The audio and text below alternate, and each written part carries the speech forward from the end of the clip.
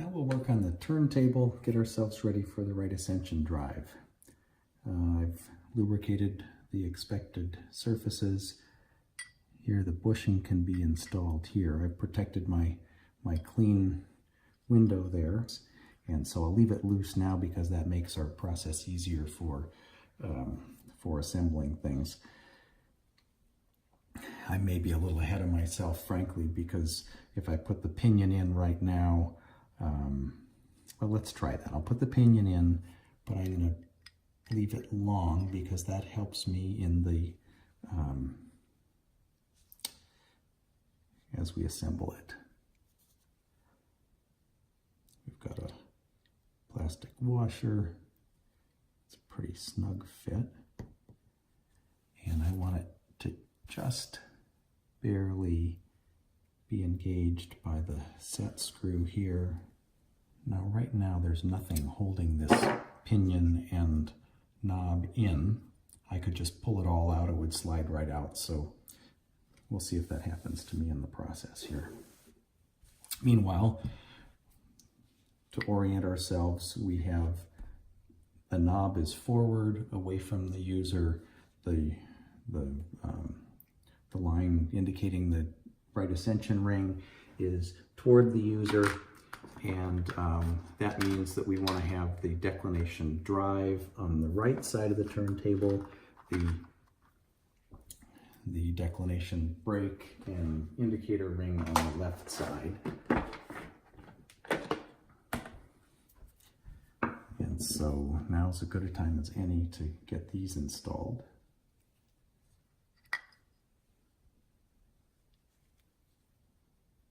I've got the little lock washer on that. Drive on the right. Some people who prefer it otherwise are welcome to assemble it their own way, and I've seen telescopes on the market that have been done differently. So my goal right now is not to get this tied down super tight, because before we install this whole arm assembly, we're going to install the barrel, and I want to have a little bit of flexibility for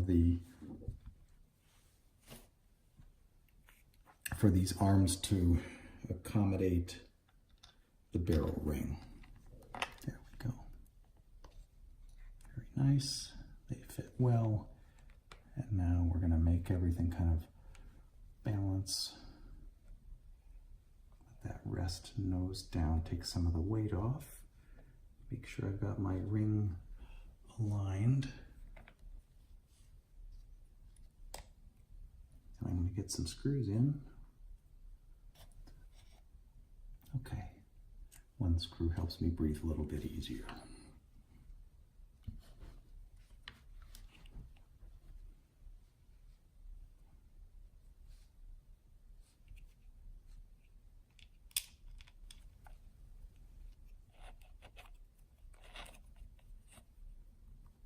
Two screws is even better. Okay, that's not going to go anywhere now. I've turned the assembly on its side. This seems to be a little easier for me right now to just get these, mostly to see what I'm doing and get these screws in place. Okay, so I'll work my way around, tighten those up, and then I'll get the bottom bolts here tightened up with everything happy. I'll probably work the tube through some range of motion just to make sure it's happy, and we'll get it snugged up. There's one theory that says I could have bolted these arm brackets to the sides first without quite so much juggling, then connected the arms there. I think I'm safe to remove my protective film because that's going to be hard to take off once this is installed. So now, as you recall, on the arm, we had to pivot the pinion to make it go out of the way in order to get beyond the edge of the drive disc. And to do that, it's a little tricky, but I made this little paper clip hook, and what it's going to do, it's going to hook underneath here and pull it back. So now the pinion is going to be clear and it can drop down. Where this will end up pushing up as I'm setting it down, and then once I pull it clear, it'll bring it down. It's going to be hard for me to show you this, but you'll just hear me doing it. I'm going to bring my light down low here so I can see from the side. And you can wish me luck. Okay, so it just goes down over the stud. The pinion isn't quite down over the discs, but I'm gonna jigger that down a little bit, pull that lever back, and I'll give that a go here.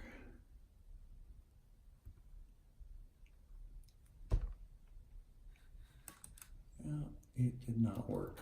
I'm gonna try it again.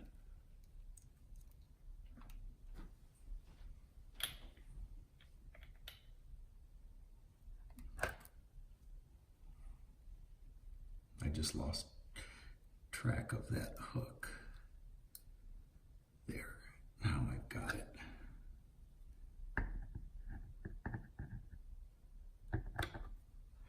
Something tells me the factory has a better tool for this.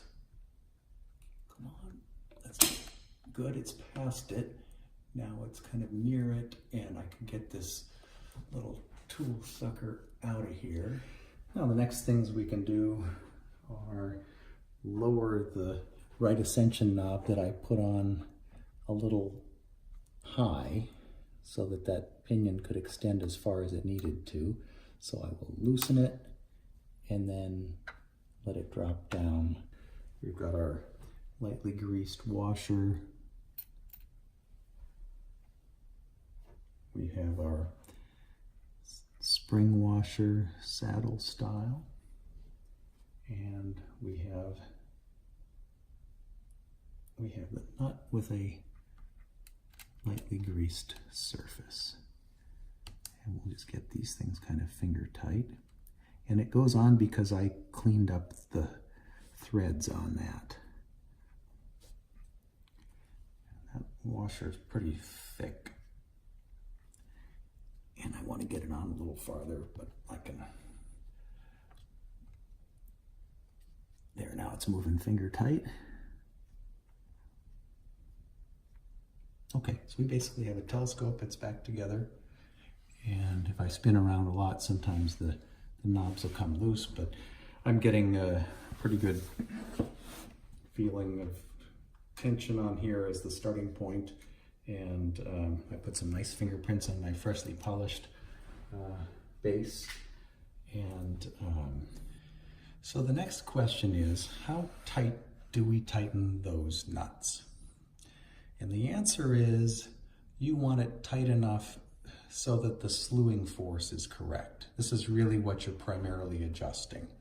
And so as a very rough rule of thumb, when you move the upper portion and you have the base resting, you notice how sometimes the base moves and sometimes the base turns because there's not too much friction on the table, and sometimes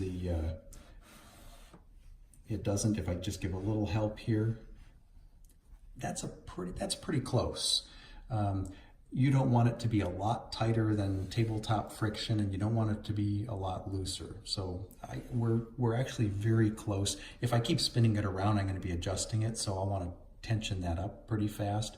The other rule of thumb is you want it balanced so that, and now I'm going to hold the base down, the force it takes,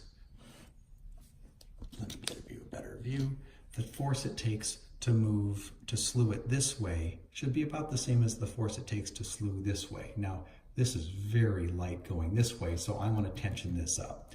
So as a rule of thumb, if you get the base about right so that you're creating that,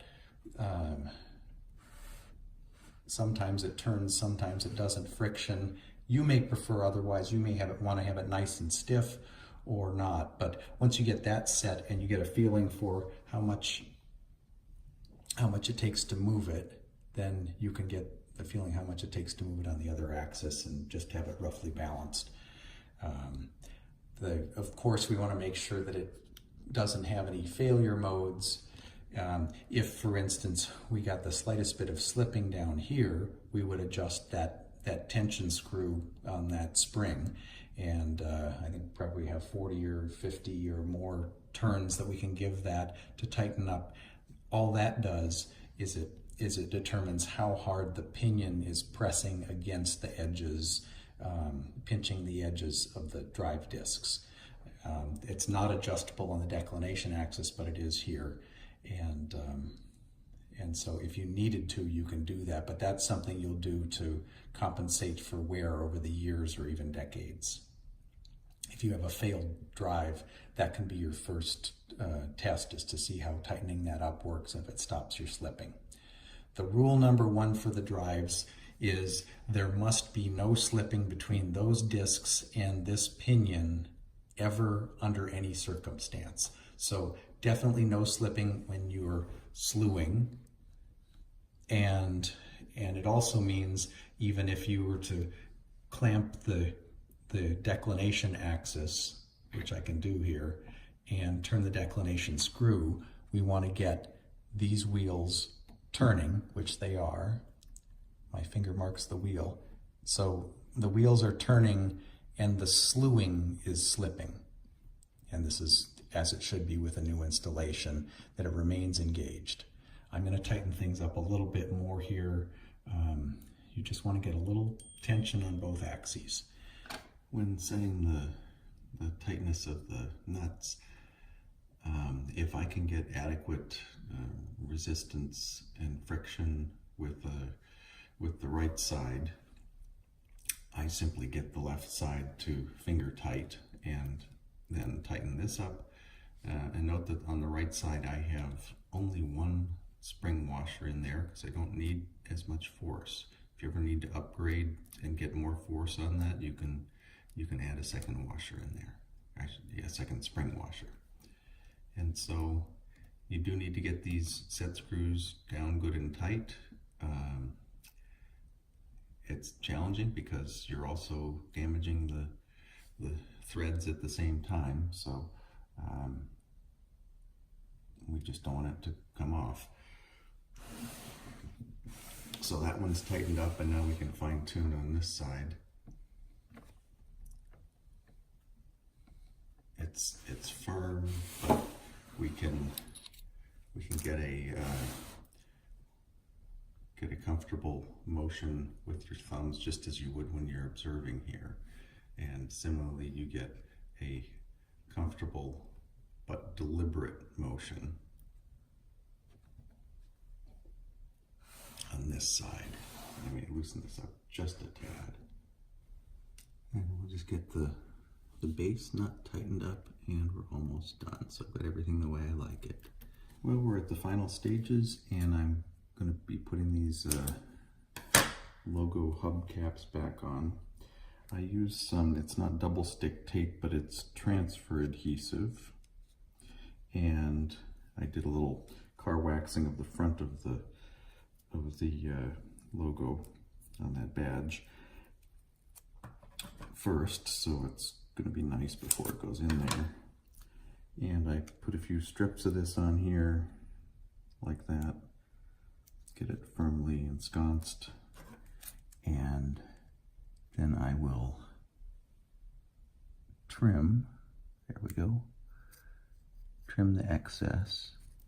And all that's going to remain once I peel off the backing is just the layer of glue, the adhesive itself. There's no film that stays on here. So I've got it attached good, and then peel these off and apply this. And that's the essence of full mechanical service on a Questar telescope. The one thing we haven't done, we'll save it for a future video, not with this scope, is taking apart the optical tube and how to remove the mirror, how to remove the corrector, how to get those aligned, what markings to look for on them. But I'm not going to touch that on this scope, and I would never recommend that on a scope that doesn't have optical problems or necessity for a transplant. So thank you for watching, and wish me luck with my new 50th anniversary scope.